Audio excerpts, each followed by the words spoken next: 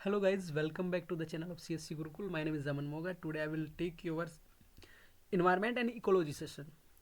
इससे पहले हमने एक सीरीज स्टार्ट की थी पॉलिटी एंड गवर्नेंस के पीवाईक्यू के साथ, जो रिसेंट के मुद्दे हैं उनको लेकर के, कि जिन पे उनसे हमने ये से फिल्टर किया था कि कितने टॉपिक जो है जिनसे क्वेश्चन आने की आशंका है, उनको तैयार करने के लिए हमने आपको पूरी की पूरी लिस्ट आपको बना करके दे रखी है टॉपिक की।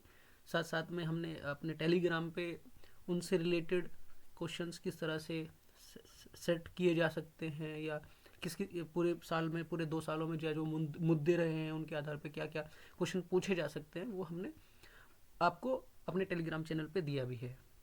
साथ में 12 से 13 लेक्चर हमने डिस्कशन के अपने यूट्यूब चैनल पर अपलोड भी किए हैं, आप उनको जा करके देख सकते हैं। साथ में हमारे जो सर हैं विशु बर्मन सर, वो सी सेट की क्लासेस ले रहे हैं। उन्होंने अभी इकोनॉमी शुरू किया था, शायद अभी ख़त्म हो गया है, चल रहा है उनका, वो भी आप देखिए। बहुत अच्छे से हमने ये प्लान किया हुआ है। हम चाहते हैं कि आपको सारी की सारी चीज़ें सेम एग्ज़ाम से पहले कंसाइंस मैनर में सेम चैनल पे आपको प्रोवाइड करें, ठीक है। तो चलिए, आज का जो हमारा टॉपिक है वो है न्यूट्रिएंट साइकिल, या जिसी को हम बोल देते हैं बायोजियोकेमिकल साइकिल, ठीक है। अब ये होता क्या है, ठीक है। देखिए, सबसे पहले मैं आपको बता दूं, न्यूटन साइकिल दो प्रकार का होता है। पहला होता है हमारा गैसियस, और जो दूसरा होता है हमारा, वो होता है हमारा सेडिमेंट्री। दूसरा कौन सा होता है हमारा? सेडिमेंट्री साइकिल, ठीक है। तो आज हम इसी पर डिस्कस करेंगे कि ये क्या होता है क्या नहीं, ठीक है। तो जैसे कि आप अपने स्क्रीन पे देख भी पा रहे होंगे, शायद स्क्रीन में लेटेंसी है थोड़ी सी, उसको मैनेज कर लेंगे। लेकिन हाँ, आप देख पा रहे हैं कि जैसे व्हाट इज़ न्यूटन साइकिल, तो यानी व्हाट इज़ बायोजियोकेमिकल साइकिल या न्यूटन साइकिल क्या होती है, उसी के बारे में हम बात करेंगे, ठीक है। आप देख पा रहे हैं डेफिनेशन लिखी भी है। डेफिनेशन लिखी है, nutrient cycle refer to the movement and transformation of essential elements throughout the environment and organism, supporting ecosystem productivity and balance, ठीक है। तो ये कह रहा है कि भाई ये मूवमेंट है या ट्रांसफॉर्मेशन है उन एसेंशियल एलिमेंट्स का जिनके द्वारा इन्वायरमेंट या ऑर्गेनिज्म सपोर्ट करता है इकोसिस्टम को, उसकी प्रोडक्टिविटी को बनाए रखने में या उसको बैलेंस करने के लिए, ठीक है। यहाँ पे लिखा है ना प्रोडक्टिविटी एंड बैलेंसेस, ठीक है, लास्ट में लिखा हुआ है। आप देखिए, जैसे मैं अभी हाईलाइट कर दे रहा हूँ, प्रोडक्टिविटी एंड बैलेंसेस, ठीक है। क्या? हाँ। तो डेफिनेशन ही बड़ी कंसाइंस मैनर में बता रही है कि भाई जो हमारे एलिमेंट्स हैं, एसेंशियल एलिमेंट्स हैं, उनका ट्रांसफॉर्मेशन, उनका मूवमेंट ही हमारा बायोजियोकेमिकल साइकिल है, ठीक है। तो जैसे कि मैं अभी बता रहा था कि दो प्रकार का होता है। दो प्रकार में पहला प्रकार जो है हमारा, वो है गैसियस साइकिल। तो गैसियस साइकिल इन्वॉल्व करता है उस मूवमेंट ऑफ एसेंशियल न्यूट्रिएंट का, किसके through out? Atmosphere and oceans. साथ में ये रोल प्ले करता है मेंटेनिंग इकोसिस्टम की हेल्थ और बैलेंस को, ठीक है।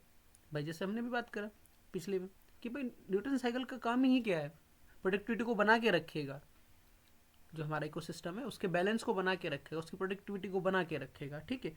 दूसरा आता है हमारा सेडिमेंट्री साइकिल, ठीक है। सेडिमेंट्री साइकिल क्या है? ये इन्वॉल्व करता है मूवमेंट ऑफ एसेंशियल एलिमेंट्स, किससे लोग हैं? जो अर्थ के क्रस्ट में लोकड हैं, ठीक है।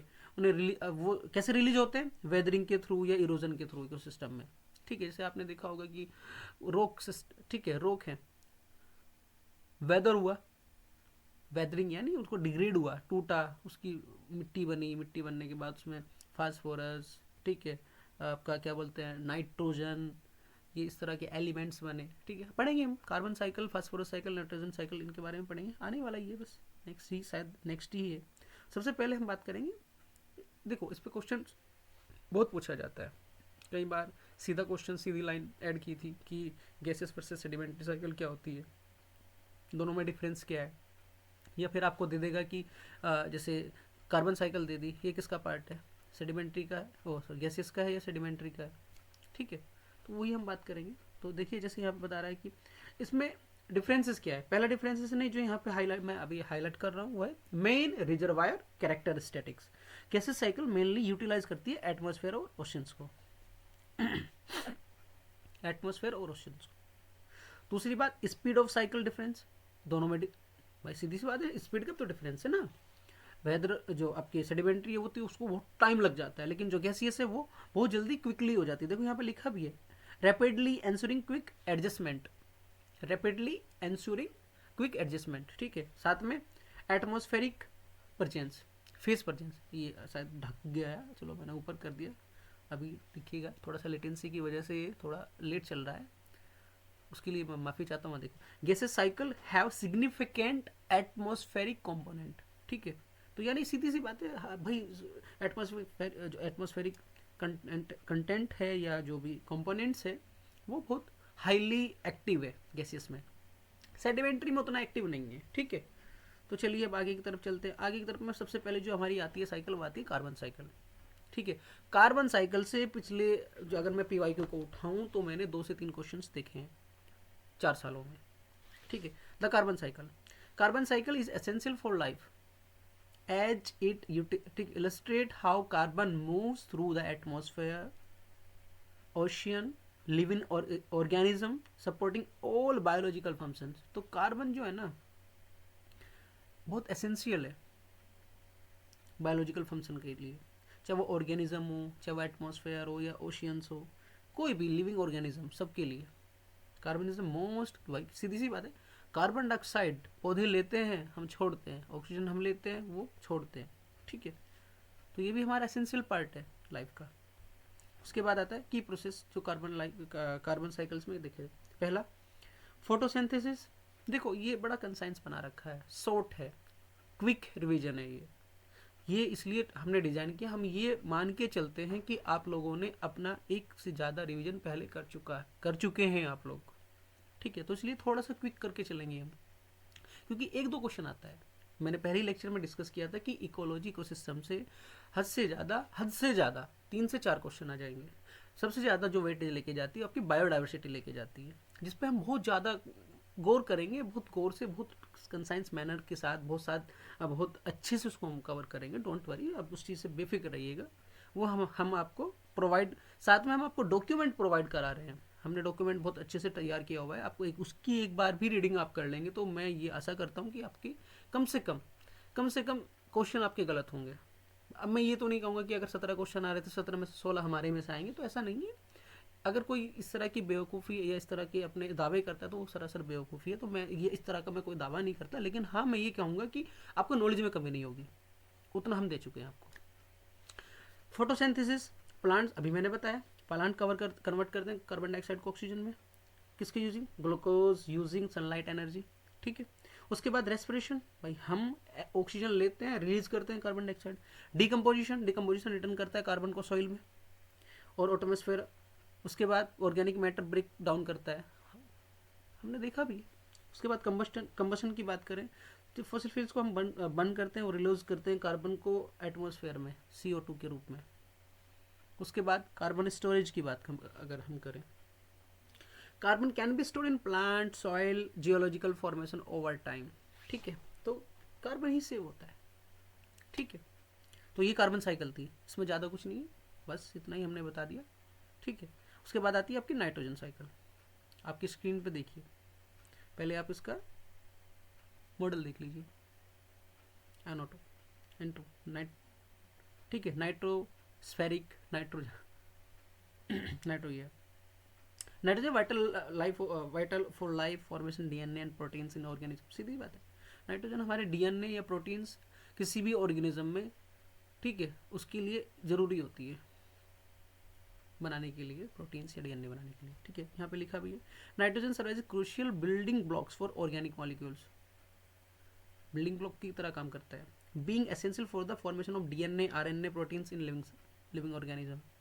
अगर हमारे बॉडी के अंदर प्रोटीन्स एंजाइम्स जो बन रहे हैं वो नाइट्रोजन के प्रेजेंस के कारण बन रहे हैं, ठीक है।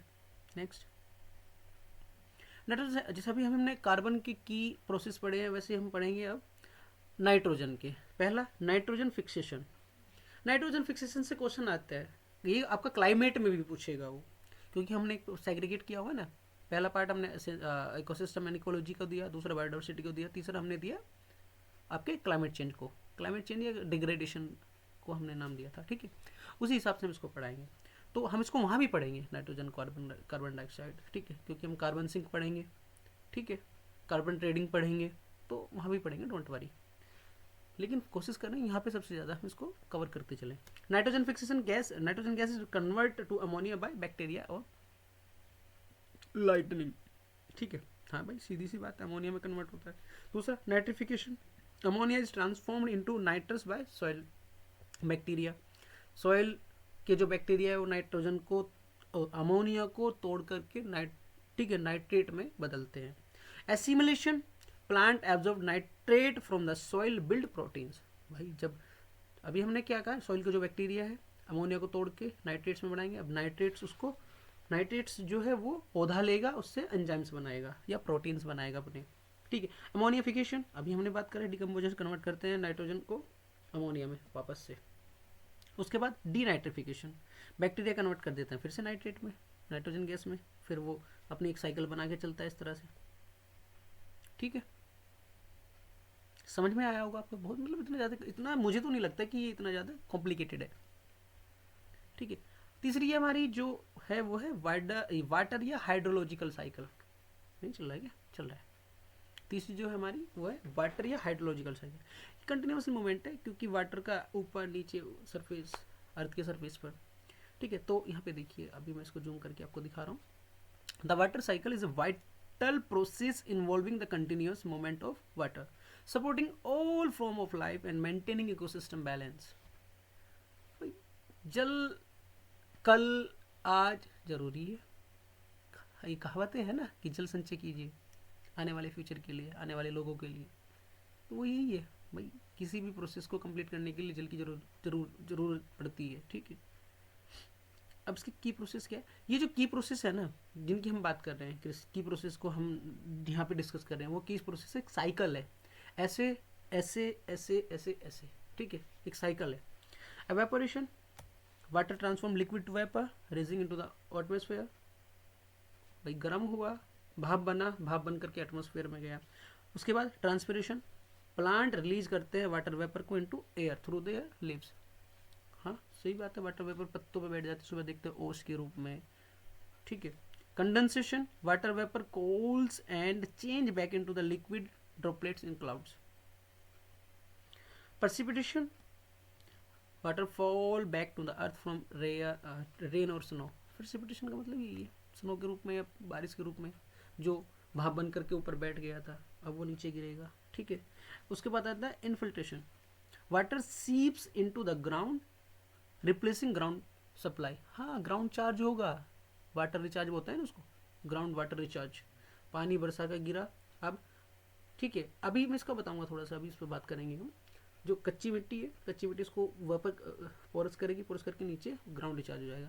अभी क्या है कि ग्राउंड रिचार्ज में सबसे बड़ी प्रॉब्लम आती है, क्योंकि अब अगर आप कोई बहुत बेहतरीन सिटी देखेंगे, सिटी में क्या है कि अभी कंक्रीट का यूज ज़्यादा होने लगा, तो जो ग्राउंड रिचार्ज है उसको रिचार्ज होने में बहुत ज़्यादा प्रॉब्लम आती है, इससे फ्लड जैसी सिचुएशन बनती है, ठीक है। बहुत सारी कंट्रीज़ की भी मैं बात करूँगा, बहुत सारी सिटीज़ की, मेट्रो सिटी की बात करें, आप देखते हैं कि वाटर एक तो रिचार्ज नहीं हो रहा है, दूसरा वाटर की सप्लाई सही नहीं है। सप्लाई इसलिए सही नहीं क्योंकि पहले कच्चे होते थे तो वो बहुत जल्दी पोरस हो जाता था, पोरस होने करके वो अपने आप को एडजस्ट कर लेता था वाटर, लेकिन अब कंक्रीट का इतना ज़्यादा यूज हो रहा है कि पानी अपने आप को पोरस नहीं कर पाता, उसको नालियों से गुजर कर ही जाना होता है एक जगह पर, ठीक है।